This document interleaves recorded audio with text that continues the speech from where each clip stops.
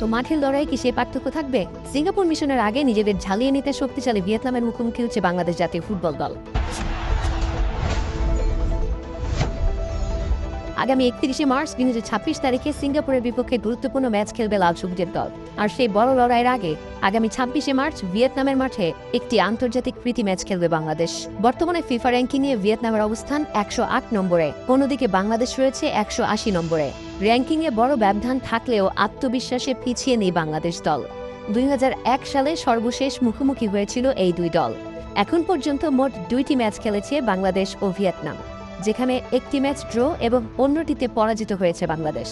ফর্মের দিক থেকেও ভিয়েতনাম এগিয়ে, নিজেদের শেষ ৫ ম্যাচের মধ্যে ৪টিতেই জয় পেয়েছে তারা, হার মাত্র একটি। অন্যদিকে বাংলাদেশের শেষ ৫ ম্যাচে রয়েছে একটি জয়, একটি হার এবং ৩টি ড্র। এই ম্যাচকে আরও রোমাঞ্চকর করে তুলতে পারে একটি বড় সম্ভাবনা।